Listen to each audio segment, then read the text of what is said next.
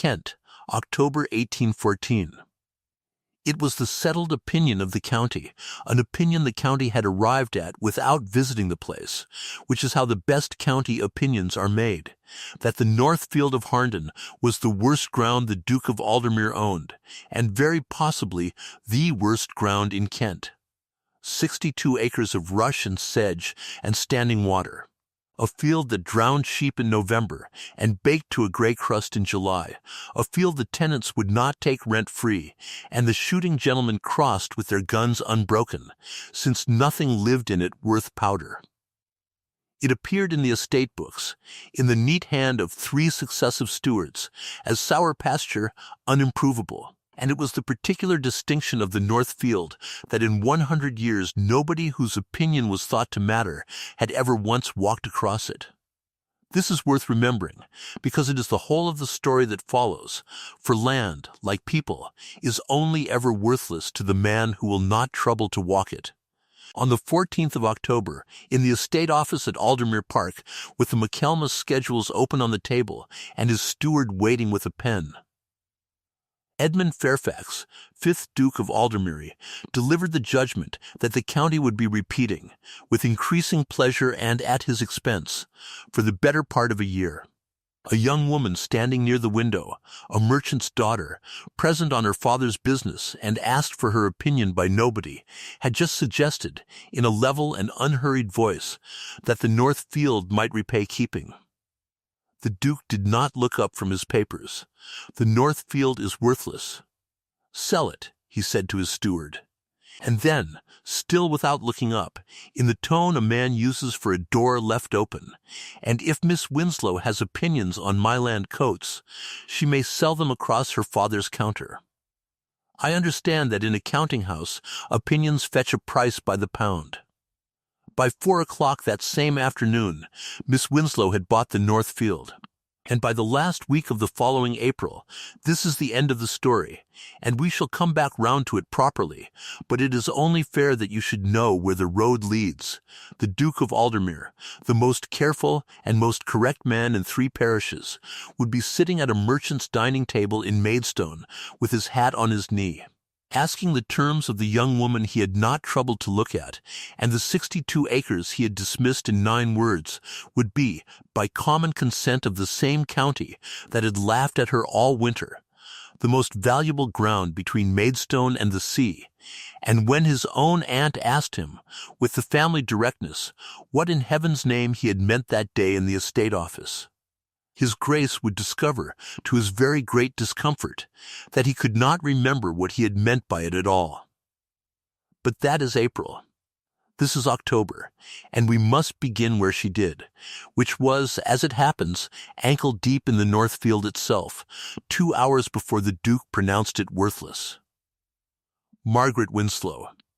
Meg to her father, Miss Winslow to the county. And that girl of Winslow's to such persons as felt her existence required an apology, was 26 years old, the only child of Josiah Winslow of Maidstone, merchant, dealer in timber, hops, lime and the carriage of goods, and a man whose word was better security in 3 counties than most gentlemen's bonds.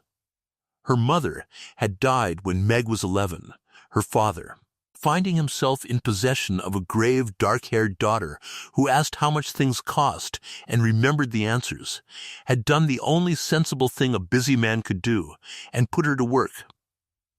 She had kept his books since 17. She had priced standing timber at 19, caught a Rochester agent's false measure at 21, and saved her father the cost of a lawsuit at 23 by reading a charter party more carefully than the attorney who drew it.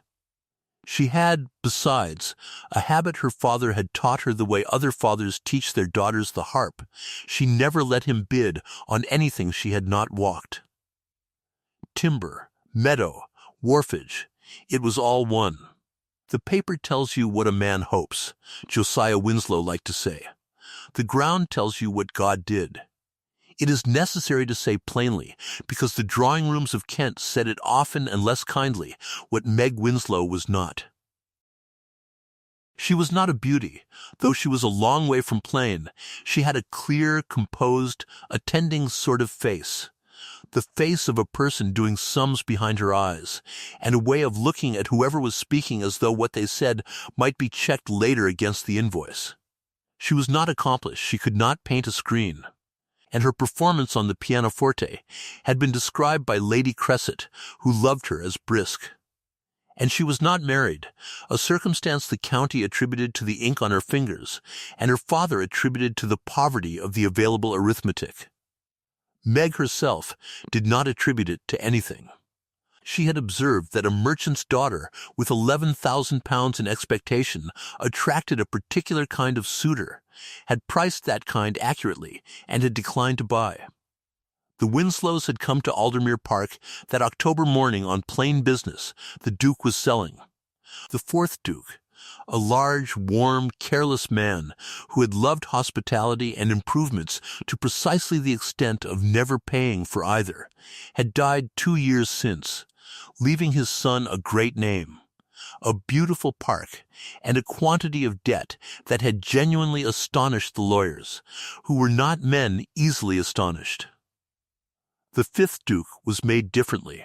Edmund Fairfax was 34, tall, dark, cold-handed, and exact, a man who answered letters the day they arrived, and had never in his life been late for anything, and he had set himself, with a kind of grim filial correctness, to clear his father's debts by his own economy.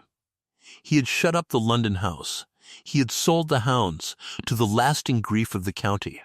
And now he was selling the outlying parcels of the Harnden Manor, a copse, 2 water meadows, some cottages, and the North Field, to men like Josiah Winslow, who had the money because they had spent their lives attending to the things the fourth Duke had found tedious. Josiah had come to buy the standing timber of Harnden Copse. Meg had come to walk it first, and having walked it, it was sound oak, honestly grown, and she told her father to bid to the full figure. She had found herself at the copse's northern edge with an hour in hand, looking down a gentle fall of ground at the famous worthless field. She went over the stile. It did not occur to her not to. 62 acres was 62 acres, and it was lying there, and nobody in 100 years had troubled to look at it. She was a long time coming back. What Meg Winslow saw in the North Field that morning, she saw with her boots wet to the ankle and her hem 6 inches deep in October, which is the only way anybody has ever seen anything true about land. She saw first that the rushes did not grow everywhere, as rumor had it, but in a line, a long, generous, curving line running from the upper corner under the shoulder of the down and away toward the village, and rushes that grow in a line are not a field's disease, they are a field's plumbing. Somewhere under that line, water was moving. Water that moved could be gathered. A spring that fed a bog could just as easily fill a conduit, and she knew, because she had carried her father's samples there in August, that the wells of Harnden village ran brackish every dry summer, and the brewer at Speldworth carted his water 4 miles. She saw, second, the ditch. Some tenant generations back had cut a drain along the eastern headland and given it up, and in the clean face of that abandoned cut, below the black peat, ran 2 feet of stiff blue-gray, close-bodied clay, without a stone in it. Meg had sold lime and brick for 8 years to every builder between Rochester and Ashford. She took a fistful of that clay, worked it in her palm, and stood quite still for a moment, doing behind her eyes the sum that the last 100 years of gentlemen had not thought worth doing. And she saw, third, because she made a point of reading whatever was posted where the public could read it, the little weathered survey stakes along the southern headland, and knew them for what they were. Having sat beside her father through every meeting of the Maidstone Turnpike Trust for 6 years, the marks of the new road. The trust had advertised its intention in the Kentish Gazette twice that summer. The notices had hung on the Sessions House door since July. The new line to the coast, if the subscription filled, would run along the whole southern frontage of the worthless field, and a field with brick earth under it, water rising through it, and a turnpike running past its gate, was not a field at all. It was a business. lying in the rain, waiting for one person to walk across it. She came back over the stile with her hem ruined and her mind made up, and was in time to stand quietly at the window of the estate office while the men transacted. Her father bought his timber. Sir Waldo Frant, a neighboring baronet with a laugh like a spade on gravel, bought a water meadow. And then the steward, Mr. Coates, a decent, tired, honest man of 55, who had served 2 dukes and worried for both, read out the next parcel on the schedule, the North Field of Harndon, 62 acres, sour pasture, valued by Mr. Sloane, the London land agent, at £3 the acre, recommended for sale at £190, if any purchaser could be found so obliging. There was the sort of laughter that item deserved. Sir Waldo said that he would give 90 for it if his Grace would throw in a boat. It was at this point, and she was never afterward able to decide whether it had been judgment or simple bookkeeping, the horror of watching an asset priced wrong, that Meg Winslow spoke. "I would not sell it, Your Grace," she said, "or not at that figure. The rushes grow in a line, which means a spring worth gathering. There is blue clay in the east ditch that any brickmaster in Kent would be glad to see, and the Turnpike Trust has had its stakes along the South Headland since September. The notices have been on the Sessions House doors since July. It is not a sour field, Your Grace. It is an unread one." The room was quiet for a moment, in the way rooms are quiet when something has happened outside the order of service. Mr. Coates looked at the Duke. Sir Waldo looked at the ceiling, hugely entertained. Josiah Winslow looked at his boots, because he knew his daughter, and knew that the only question remaining was how expensively the next 30 seconds would be managed. The Duke of Aldermere had been adding a column of figures, and he finished it before he replied. This was noticed, and repeated for months. And what he said to his steward, as though the window where Miss Winslow stood had been empty. The reader has heard it already. It was 9 words about the field, and a pleasantry about the price of opinions in a counting-house. And it was delivered without heat, without malice, and without one glance at the woman whose boots were still dark with the water of the field in question, which was, in its way, the most complete insult available to a man of his rank, since even contempt is a form of attention, and he had not paid her so much as that. Meg curtsied.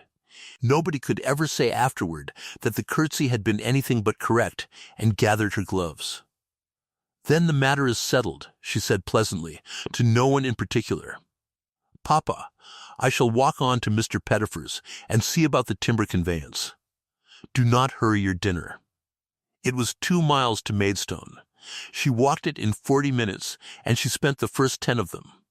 She would confess many years later, in a state of temper that made the hedgerows blur, and then, being her father's daughter, she stopped walking on the anger and began walking on the arithmetic, which was better company, and lasted longer.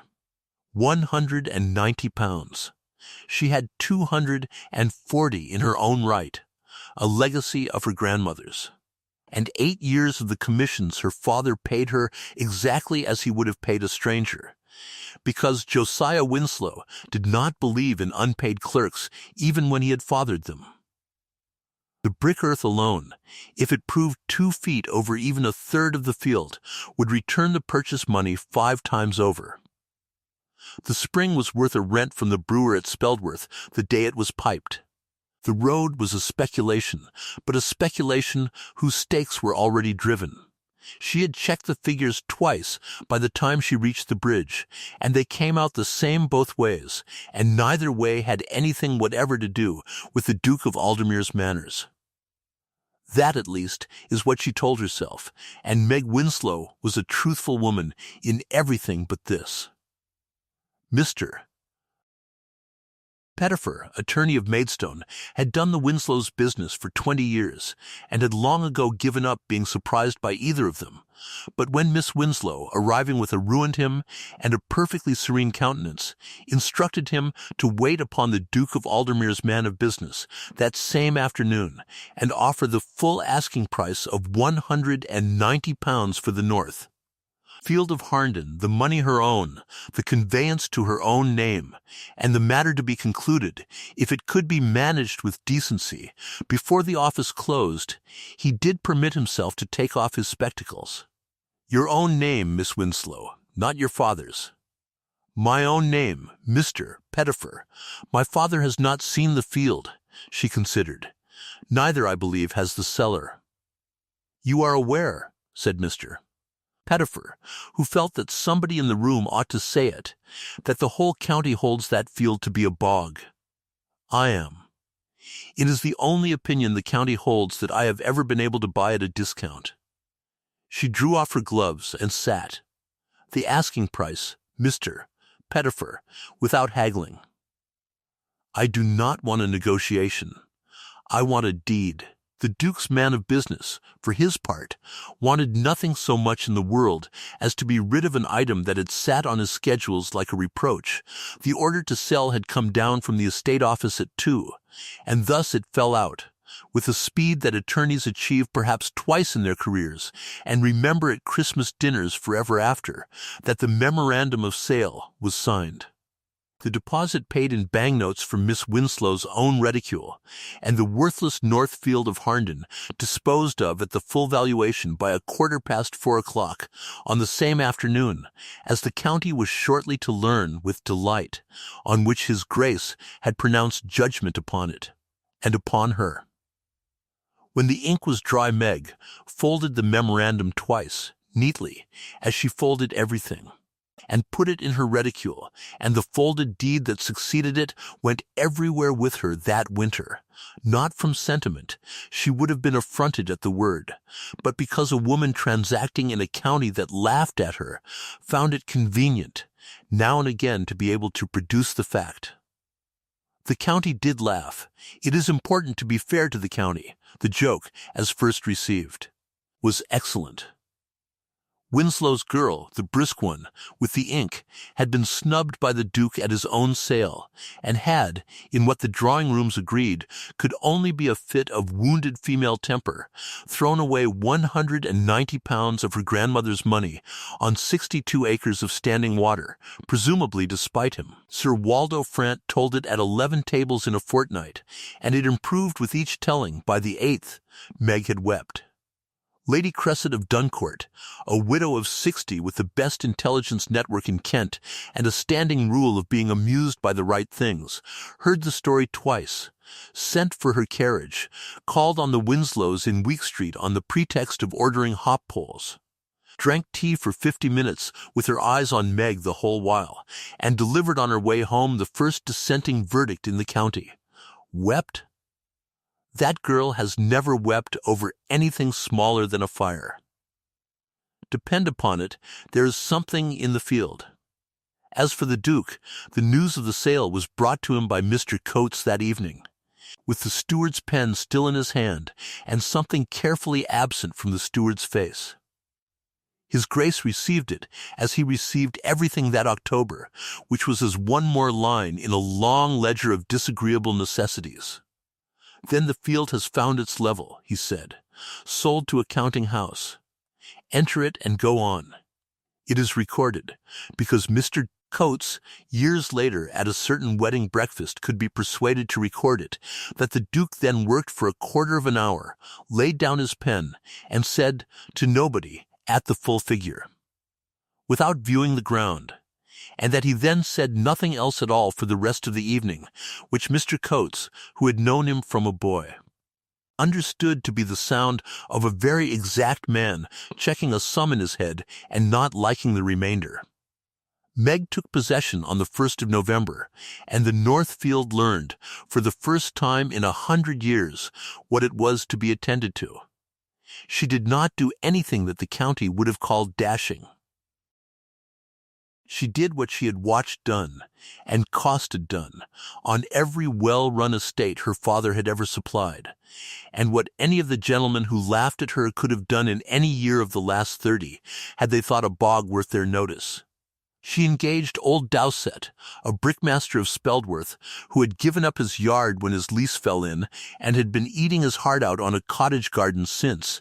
She engaged 6 laborers of Harnden village at the dead season wage, which made her briefly the most popular landowner in the parish, the Duke not excepted, and she set them, in the wet and cold of November, to open the old eastern drain and cut a new main the length of the rush line, to find out what the field's water was, where it rose, and where it wished to go.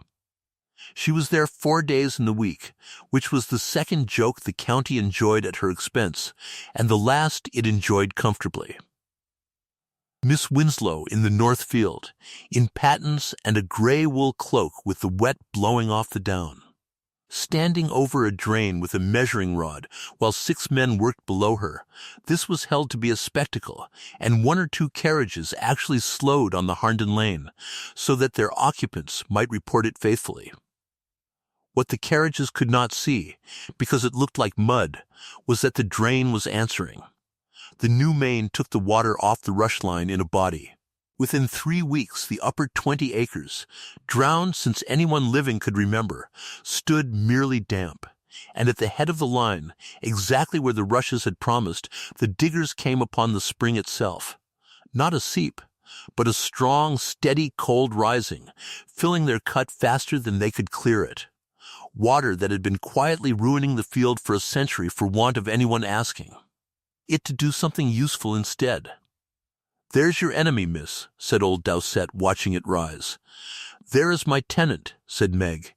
"It has been in possession 60 years and paid no rent. That is finished now." She had the rising walled with brick and puddled clay before December, roofed with a flat stone, and fitted with a proper conduit. And because she had been raised to understand that goodwill is the cheapest thing a person of business can buy, and the dearest thing they can run out of, the first pipe she laid ran not toward profit, but toward the lane, where it filled a stone trough for the use of Harnden village, whose brackish wells had made every dry August a misery within living memory. It cost her £11. It was worth, in the arithmetic of the parish, considerably more than the field had sold for, and when the vicar of Harnden mentioned the trough from the pulpit in the second week of Advent, in a sermon on living water that spared nobody's blushes, the Duke of Aldermere was in his pew at the head of the aisle, and was observed to sit through the passage with the perfect stillness of a man. Declining to notice that a sermon has a forwarding address, the clay came next, and the clay was the fortune, and Meg had known it from the first fistful. Under the peat of the eastern 20 acres lay a bed of blue-gray brick earth, 2 to 4 feet thick, stiff, clean, and so free of stones that old Dowsett, cutting the first true sample of it, took off his hat, which he had not been known to do indoors or out since the peace was declared.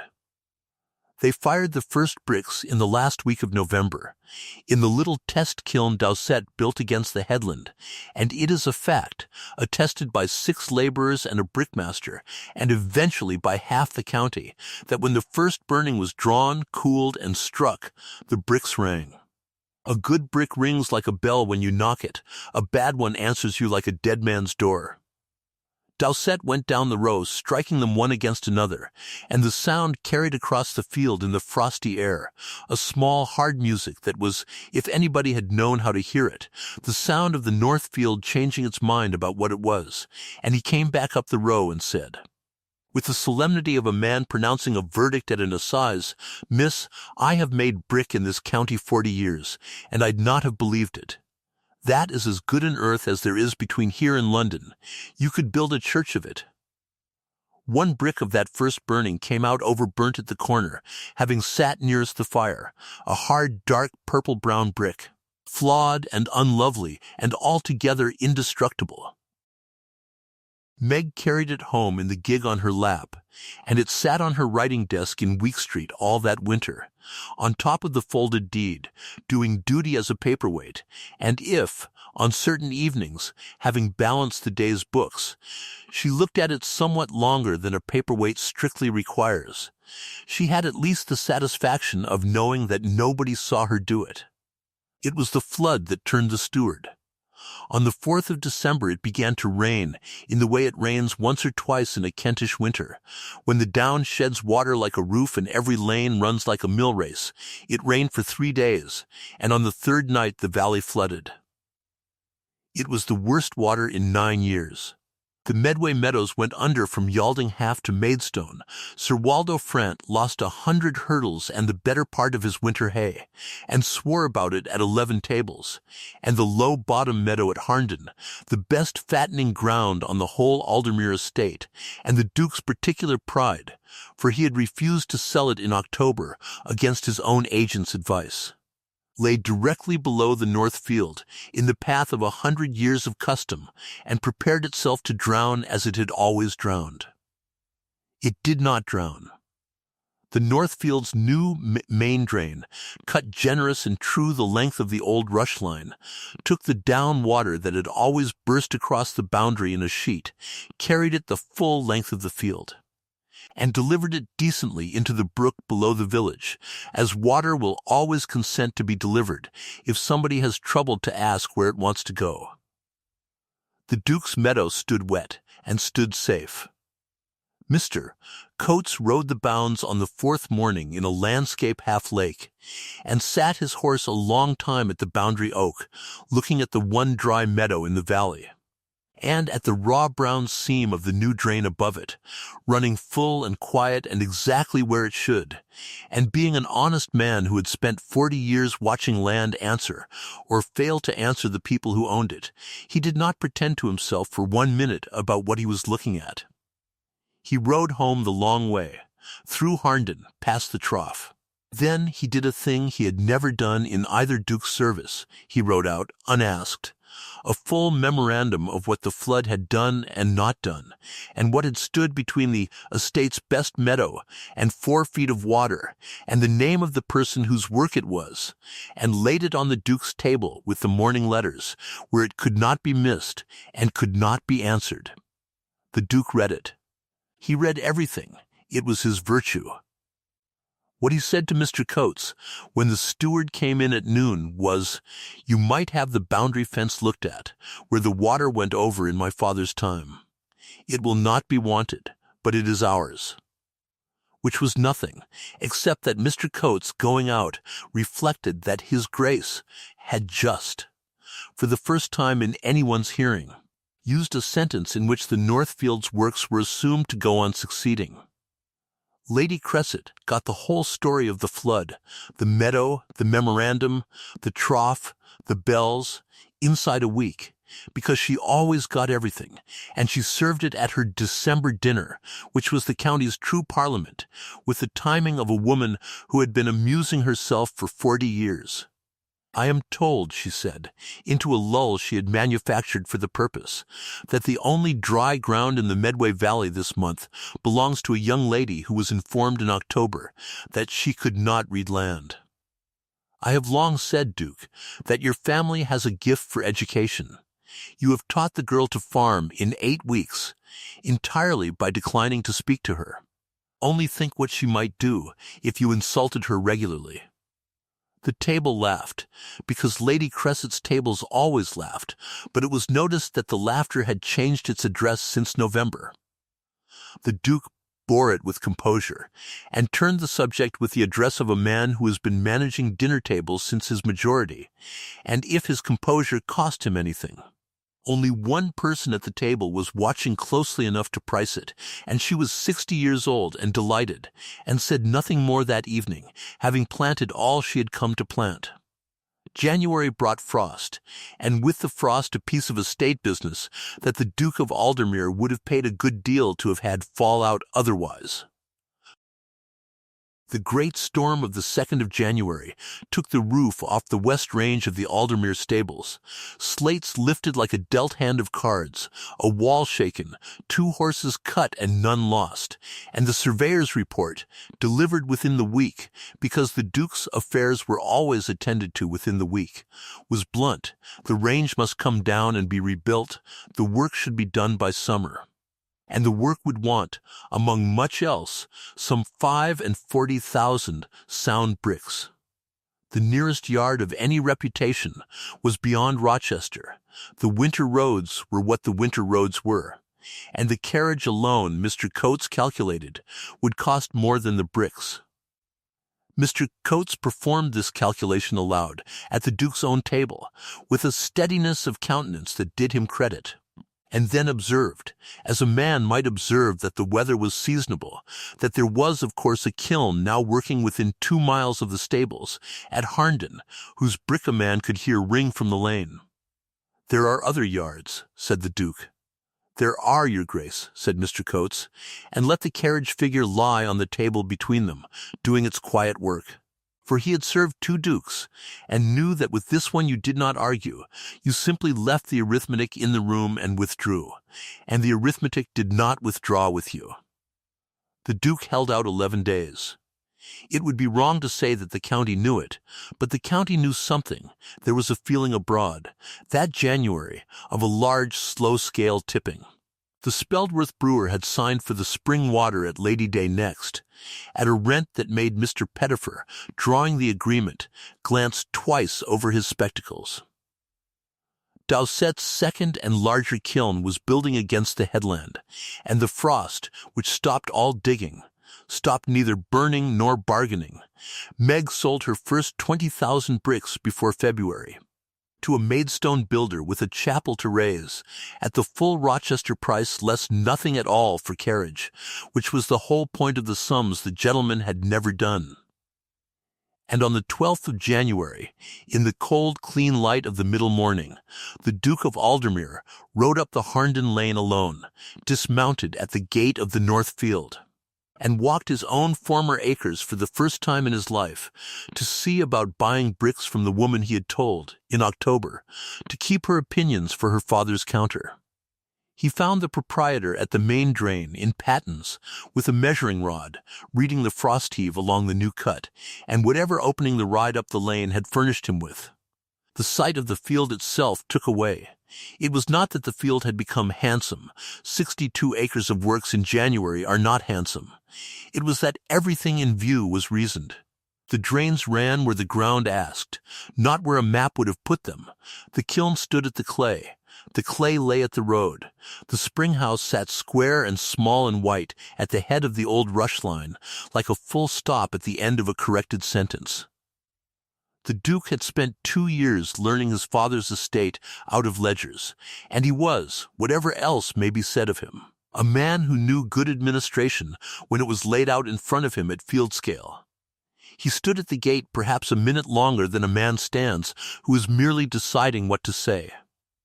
Then he walked down the headland, and the 6 laborers of Harndon village discovered urgent business at the far end of the cut, in the manner of laborers everywhere when weather of a certain kind is coming on.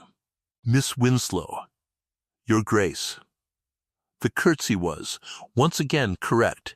If he had come expecting anything else, confusion, triumph, the feminine punishments, it was not offered. She stood with her rod in her hand, and the level attending look he remembered from the window of the estate office, and she waited, exactly as a person waits who has all day and none of it to spare, and she made him say it. He said it well, that must be granted him. He had rehearsed nothing, which for a man of his habits was itself an event, but the sentences came out in his usual order, dry and swept. He was rebuilding the West Range. He was advised his work would want 45,000 bricks by June, and more to follow, if more were to be had. He understood her earth had proved good. He would be obliged if she would name her terms for brick delivered at Aldermere, and this with the smallest pause, no longer than a pen takes in lifting.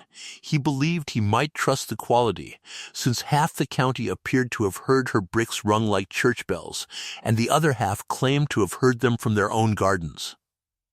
The first half is true, Your Grace. The second half is Kent. She drew off her glove, took up a brick from the stack at the cut's edge, and handed it to him, and this, though neither of them remarked it then or ever, was the first thing that had passed directly between their hands, ungloved and cold, in the middle of a frozen field, with 6 laborers not watching. Strike it against the coping there. He struck it. It rang.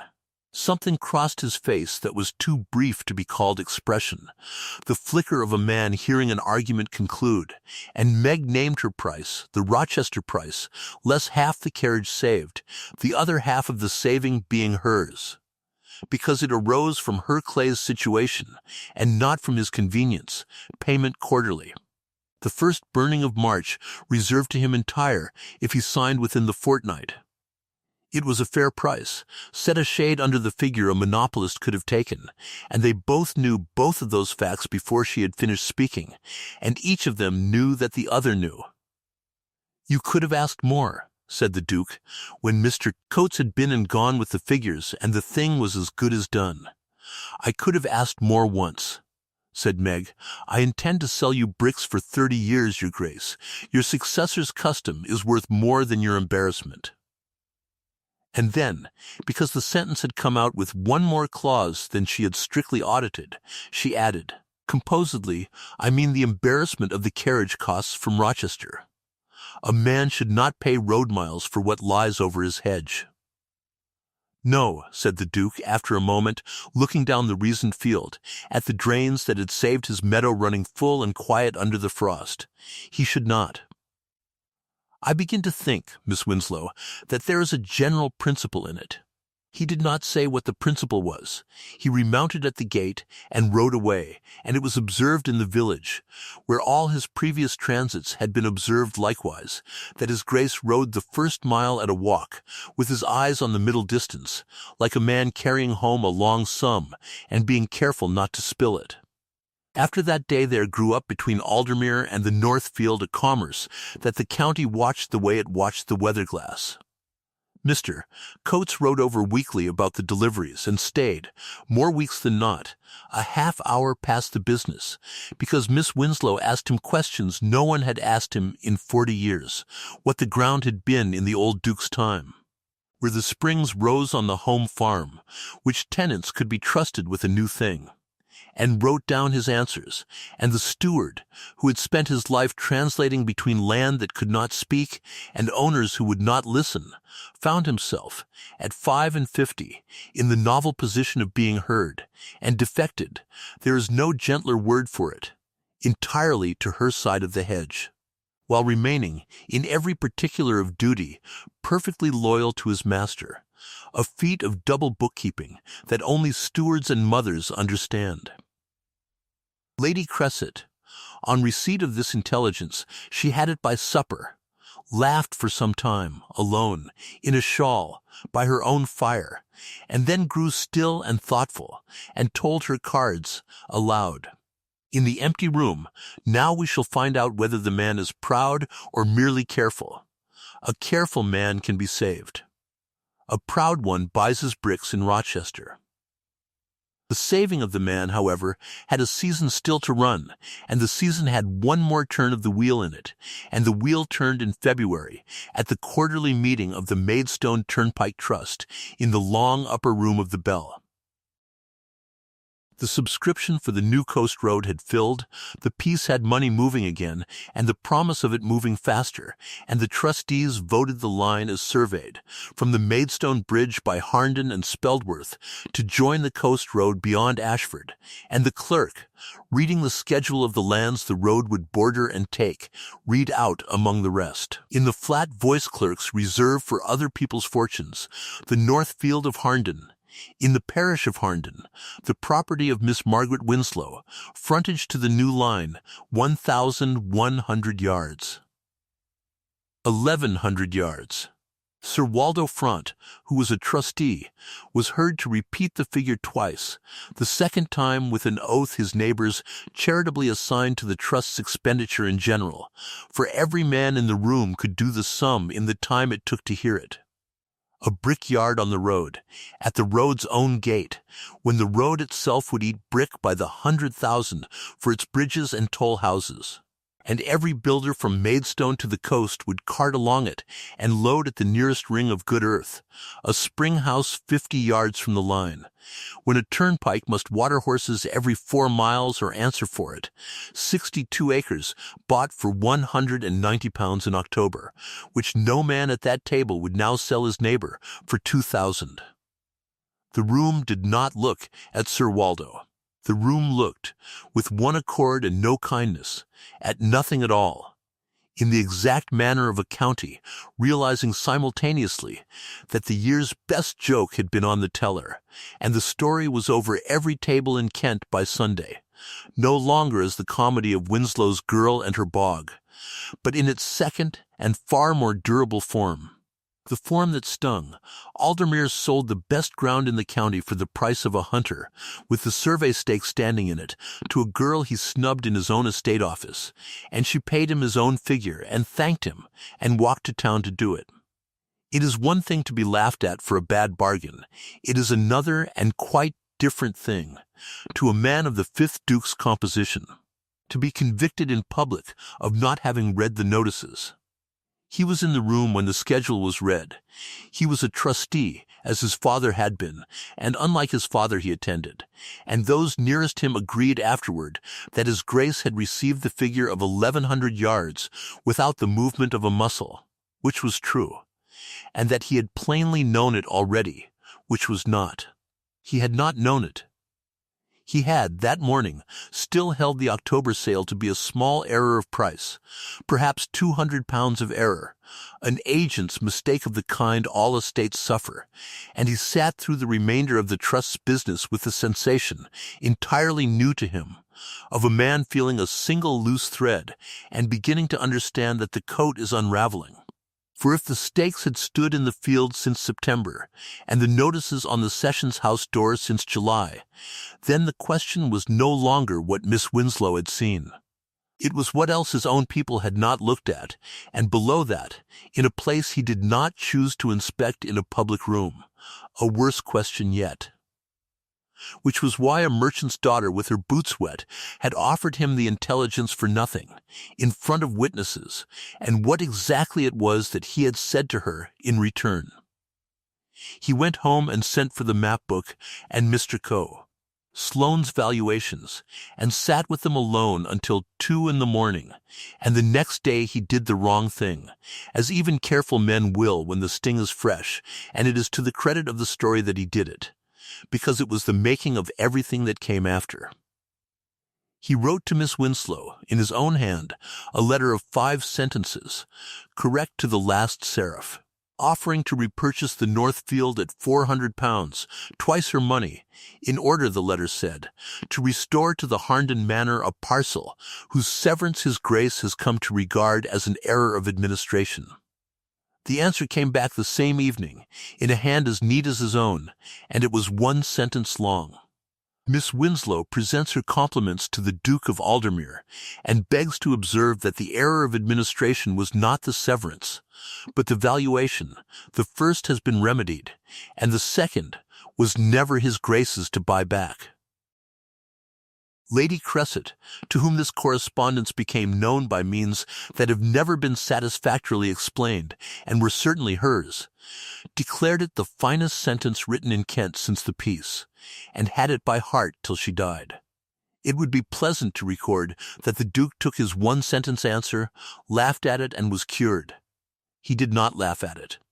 He read it a number of times which he never disclosed, filed it, for he filed everything, and passed the next fortnight in the condition of a man with a stone in his boot who will not stop walking, while the county, scenting his discomfort as counties do, applied itself to keeping the stone polished. Sir Waldo Front, who had a genius for being wrong loudly and a positive gift for making other men's mistakes his own consolation, took to calling the North Field the Duchy of Winslow at his dinners.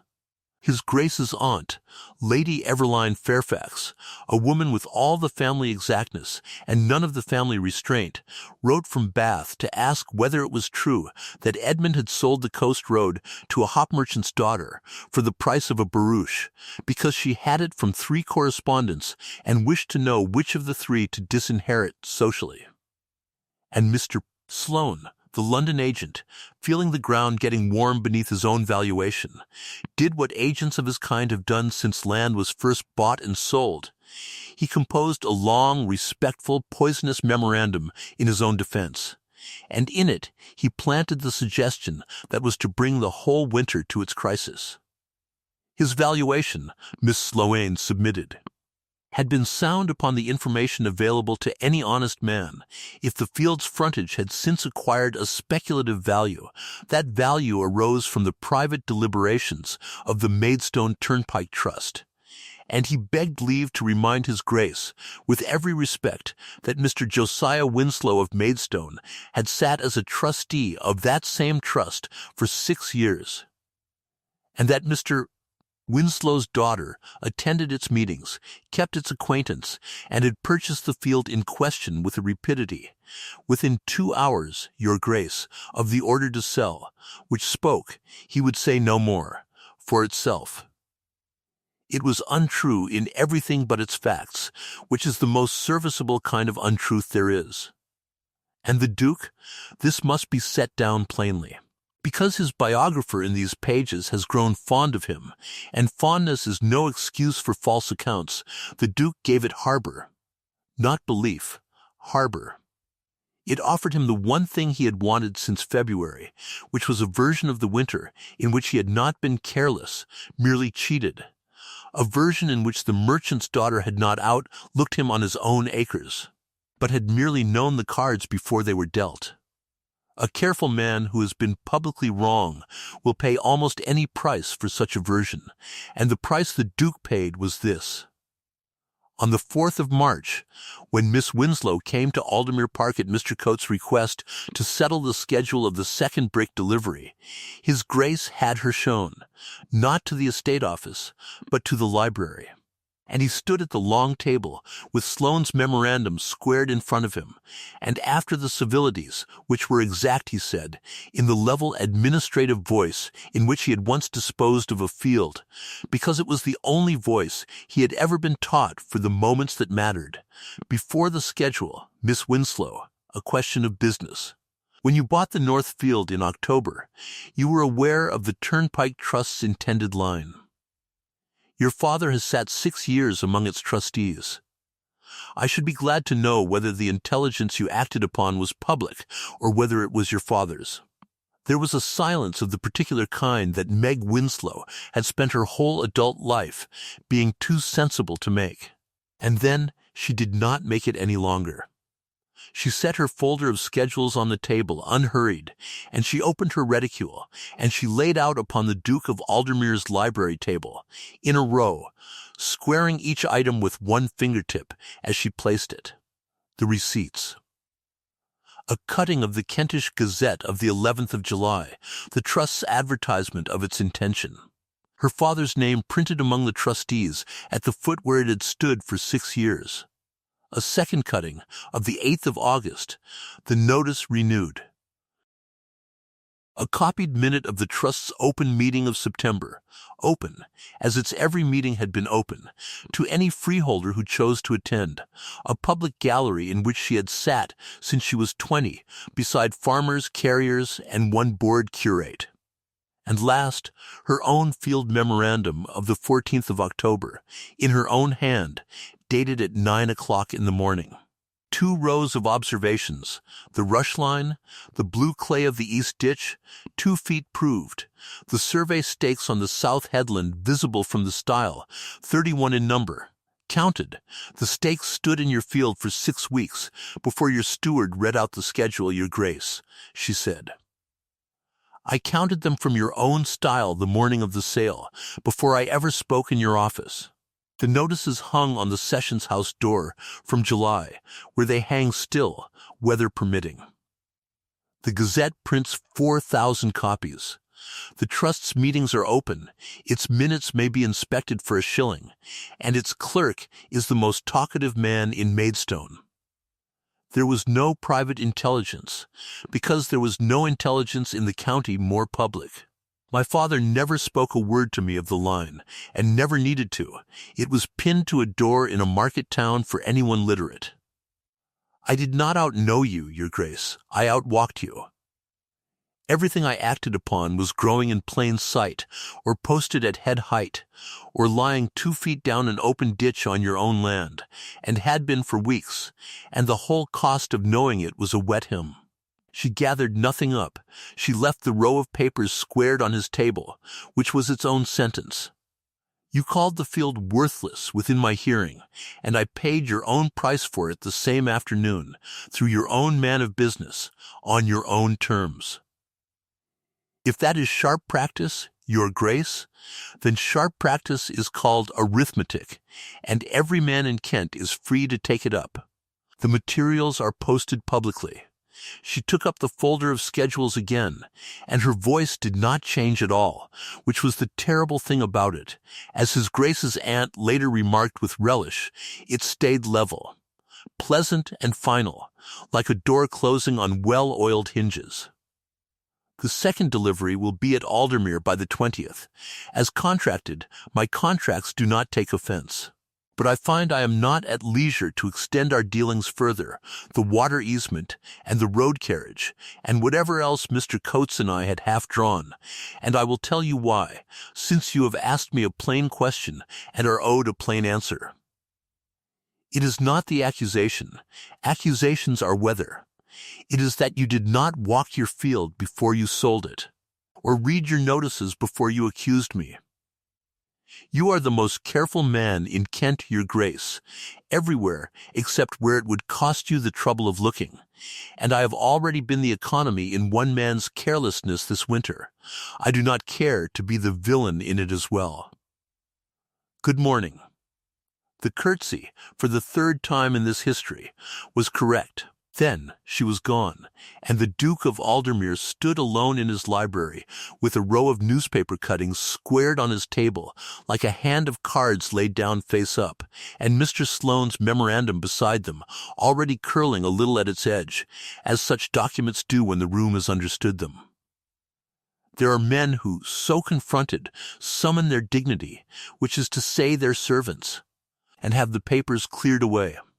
What the fifth Duke did instead was the thing that saved him, and it is the reason this story consents to end well.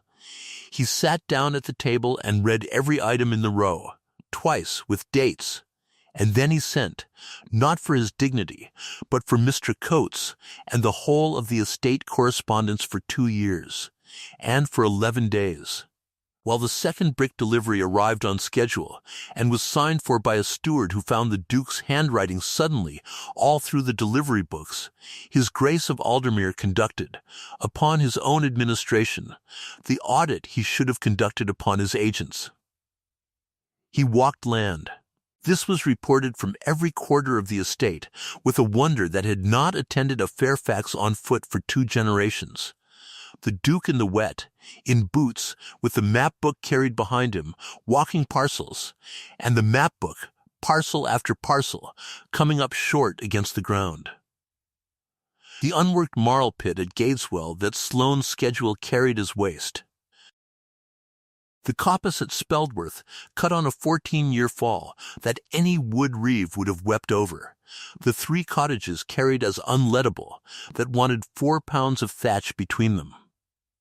The water meadows sold in October to Sir Waldo Frant at a figure the flood had since made ridiculous, in Sir Waldo's favor for once, which was somehow the bitterest line in the book. 11 days, and at the end of them the Duke sat one long evening with the results in 2 columns in his own hand, and the columns said what columns say, without manners and without mercy, that the error had never been the North Field. The North Field was merely the one parcel where the error had met a reader. Mr. Sloane's whole survey was a fiction of the office, valuation by map and precedent. Land priced the way a blind man prices pictures, by asking what the last man paid. And he, Edmund Fairfax, who answered letters the day they arrived, and had never been late for anything, had spent 2 years being punctually, impeccably, exhaustively careful about a set of books that were careful about nothing, while the one person who had actually looked at his land had told him what she saw. For nothing, standing at his window, and had been priced by the pound for it, unlooked at, in front of witnesses. Mr. Sloane's agency was ended by the next post, with a settlement exact to the shilling and a testimonial remarkable for containing not one untrue word and not one useful one. And on the evening after that, at Duncourt, where he had dined perhaps twice a year out of duty since his succession, the Duke of Aldermere sat long over the walnuts with Lady Cressit, who had invited him within an hour of hearing about the library. Her methods, as has been said, were never explained and never needed to be, and who mercifully waited until the servants were gone before she began. "Well, Duke, you have dismissed the man who told you what you wished to hear, which is the first intelligent extravagance of your reign. Now what do you propose to do about the woman who told you what you did not?" "I imagine, Lady Cressit, that you have a proposal drawn. I have had it drawn since December, but you could not have executed it then. You were still proud." "No, sit still. You were. Not the strutting kind, the worse kind, the kind that files itself under prudence. You have been told all your life that you are the careful one, the correct one, the one who repairs what your poor father spent, and you have taken such comfort in being right about small things, Edmund, that you never noticed you had stopped checking whether you were right about large ones. That girl has never once told you what you wished to hear. Do you know how rare that is for a man of your rank? Men pay fortunes for mirrors. You were offered a window, gratis, at your own estate sale, and you ordered it to keep to its counter. She took a walnut, cracked it herself, and pointed the pick at him in a manner his aunt would have recognized. I am 60 years old, and I have watched this county marry itself for 40 of them, and I will tell you the whole of what I know. There are 2 sorts of match. The kind where each party has bought the other's account of themselves, and the kind where the accounts have been audited. The first kind is pleasanter for about 4 years. Now, she will not come to you. She has walked away from you once, and she is the walking away kind, which, you may thank Providence on your knees, is the only kind worth following. And you cannot buy her. She has corrected your one attempt at that, I am told, in a single sentence, which I have had framed. In my mind, Duke, I have had it framed in my mind. So there is nothing left for you but the one transaction you have never in your life attempted with anybody, which is to go to her table, on her ground, without a settlement in your pocket or a rank in your voice, and treat. The Duke was quiet for a long moment, turning his glass by the stem. With the look, she recorded it with satisfaction for 30 years. Of a man checking the last figure of a long sum and finding, this time, that it agreed. "You are mistaken in one particular, Lady Cressit," he said at last. "I did notice, in October, in the estate office, when she gave me the 3 reasons and the dates. I noticed, and it was inconvenient, and I filed it. That is what I have instead of blindness, madam, a filing system." He set down the glass. "It is a worse fault. A blind man cannot help what he misses." "No," said Lady Cressit comfortably, "but a filing man can reopen the file. Go home, Edmund. Lady Day is in 3 weeks, and the brewer signs at her father's table, and you have water rights and a road frontage and 40 years of brick to treat for, and every one of your excuses is, I am delighted to say, entirely commercial. On Lady Day, the 25th of March, the Speldworth brewer came to the Winslow house in Week Street to sign for his water, and stayed to dinner, as Maidstone business dinners went. which is to say abundantly, and at 3:15, between the signing and the mutton, the Winslows' housemaid came into the counting room at the back with an expression she had not previously been known to possess, and announced that the Duke of Aldermere was in the hall, and begged the favor of 1/4 of Miss Winslow's time upon matters of business, at whatever hour should be convenient to her, and that he had said distinctly, at whatever hour should be convenient to Miss Winslow, and that he was, if it came to that, prepared to wait. He was given the small parlor, which was where the Winslows transacted, and he waited in it 20 minutes, the brewer's signature being a matter of some ceremony, and Meg Winslow not being a woman who abridged one man's ceremony for another man's rank, with his hat on his knee, under a framed map of the Medway navigation and a shelf of her father's sample jars. Hops and lime and seed corn in rows, and what he thought while he waited he never told anybody. But when Meg came in at last, with her ink on her fingers and the brewer's agreement still in her hand, he stood and did not begin with the weather. Miss Winslow, in October, in my estate office, you offered me, unasked and for nothing, the 3 most valuable sentences spoken on my land in my lifetime, and I priced them by the pound. In March I did worse. I asked you, in my own library, whether your honesty was your father's dishonesty, and you answered me with a row of newspapers, and you were kind enough to leave them squared. I am not come to apologize, or not only, an apology is a coin a gentleman can mint at pleasure, and you have taught me a proper suspicion of payments that cost the payer nothing. I am come to treat. I want the water easement for Harnden village at a price your conduit deserves rather than the price my wells have made desperate. I want the carriage right along your southern headland to the new line, and I will pay frontage rates for it, because that is what it is worth. And I have lately walked the whole distance myself, in the rain, with a chain, and measured.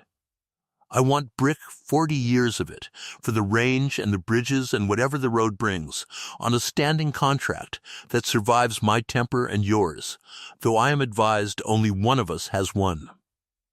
And I am instructed by my aunt, and by Lady Cresset, and by an inward conviction that arrived, like all my convictions, some months after the invoice, that I am to say the whole of it plainly, and on your ground. And this is your ground. And so I will add the last item to the schedule, Miss Winslow, and you may strike it out without prejudice to the rest. I find I do not want the Northfield back. I want its owner. Not rescued. You are the least rescuable person in Kent. Not elevated. God knows you would audit the elevation. Wanted, as a man wants a partner whose books are true, when his own have just been proved false, and if that is not a lover's language, it is at least a language in which I have never once managed to lie. There was a silence in the small parlor, and it is recorded that Miss Margaret Winslow, who had answered a duke's insult inside 2 hours and a duke's insinuation inside 2 minutes, looked at the last item on this schedule for a long moment, and then said, in a voice her father through the wall did not recognize, being softer than the voice she priced timber in, "You will understand, your grace, that I do not sign upon a first reading." And then, the composure reasserting itself like a spring finding its walls, the easement, the carriage and the brick we may draw fair today. Mr. Pettifer is at the Swan, and can be fetched by 4. The last item stands over. It is not declined, sir. It is under consideration, and the consideration is not a formality, and you will call again, if you please, when there is no other business on the table between us, none at all, so that neither of us may ever pretend afterward that the accounts were mixed. That, said the Duke of Aldermere, is the first ruling you have made this winter that is in my favor, and he stayed to dinner. And the brewer of Speldworth dined out on the story of that dinner for 11 years. The public accounting, for in a county everything must be accounted publicly sooner or later, or it does not count at all, came at the April meeting of the Turnpike Trust.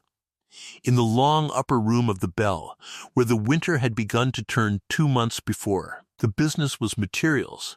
The trust wanted brick for its bridges and toll houses, in quantities that made the clerk's pen slow down.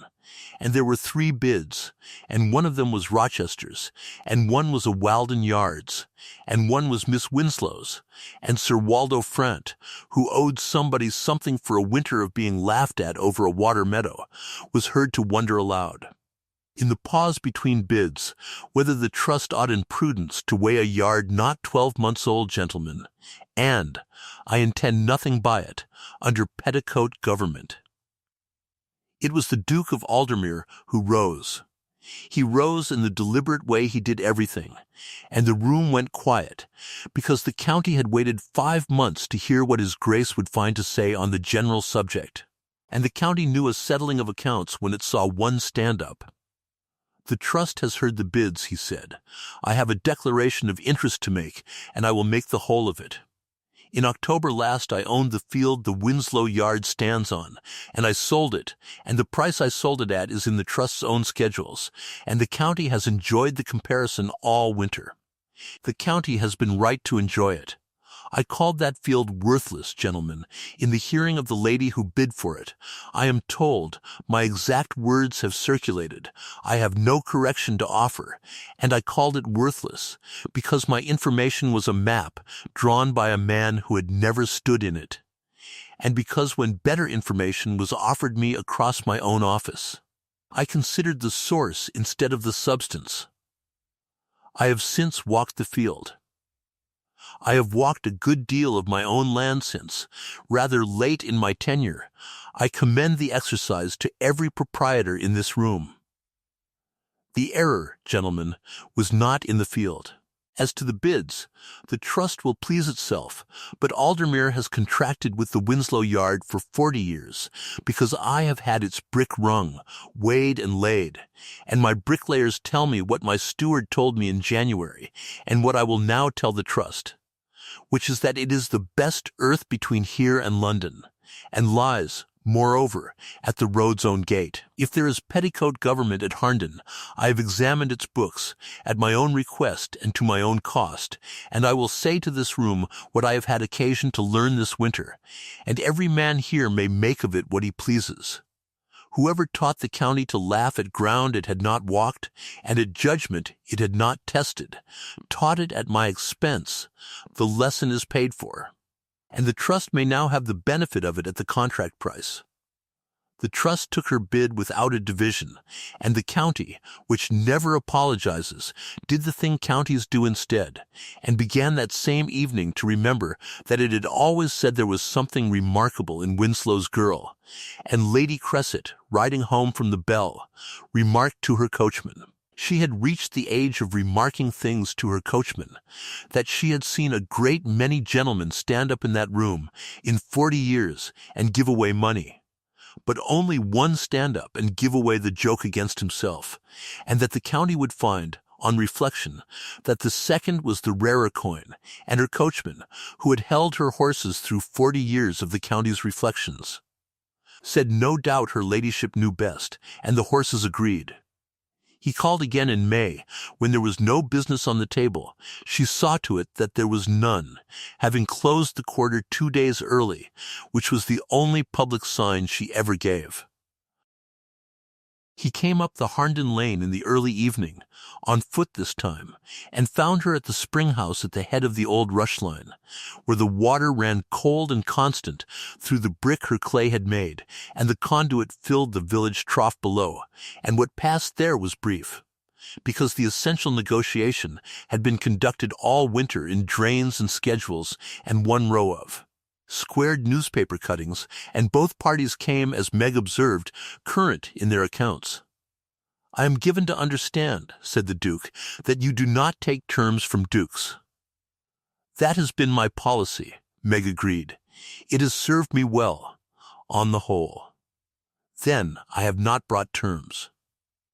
He stood on the far side of the spring channel, hat in hand, precisely where the rushes had grown in a line for 60 unread years. I have brought a proposal of merger, the style of the house to be Fairfax and Winslow, or Winslow and Fairfax, as the parties shall agree. The parties to keep separate books and audit one another without notice. The North Field to remain, in law and in fact, entirely and forever yours. Because I have learned what it cost me not to know which things are not for sale. Your father to dine at Aldermere every Sunday of his life. And the whole arrangement to run, he considered, as a careful man does before committing himself to a term of years, in perpetuity, renewable hourly. I am advised by my aunt that I am also to mention love. I had intended to. It is the whole of the consideration, Miss Winslow. There is nothing else in the instrument, I have looked. And Meg Winslow, who had walked the ground of every bargain she had ever made, looked at him for a moment across the running water, with the level attending look he had once declined to meet, and found that, for the first time in her adult life, she had already walked this one, all winter, in pattens, and knew exactly what was under it. Then, we are agreed in principle, Your Grace, she said composedly, and gave him her hand across the channel, ink and all. And what she added, when he had come round the spring house by the stones, and there was no channel between them at all, the 6 labourers of Harnden village, who to a man happened to be looking the other way, have unanimously declined for 40 years to report. They were married in September, at Harnden Church, 11 months almost to the day from the 14th of October, and Sir Waldo Frant danced at the wedding, because counties are like that, and Lady Cresset cried, which she denied, and Mr. Coates gave the bride's health in a speech of 4 sentences that he had plainly written and rewritten for a week, and Josiah Winslow, asked by a London cousin whether it was not a great match for a merchant's daughter, answered comfortably that he could not speak for the heralds, but that as a man of business he would say the Duke had bought at the top of the market and would never see the price. Again, and drank to it. The Northfield kept its name. She would never have it changed, and in time the name changed its own meaning, as names will when the facts beneath them are corrected, until Northfield brick meant, from Maidstone to the coast, the brick that rang, and the yard at the road's gate, and the pale constant water at the trough. And the men who carted along the new line watered their horses at Harnden, and could have told you, most of them, the whole story, give or take a wept tear that was never wept. The Duchess of Aldermere kept her own books to the end of her life, and her ink-stained fingers scandalized 3 generations of dinner tables, and her husband, who had once priced opinions by the pound, was heard at those same tables, whenever a scheme was laid before him, to ask first, always, in the family voice that his children learned to imitate lovingly behind his back, has anybody walked it? 2 objects survive the principals, and are the proper end of this story. In the shallow drawer of her writing desk, folded twice, neat as she folded everything, lay the deed of the North Field, with the date of the 14th of October upon it, and the memorandum in her own hand pinned to its back, the rush line, the clay, the 31 stakes, counted.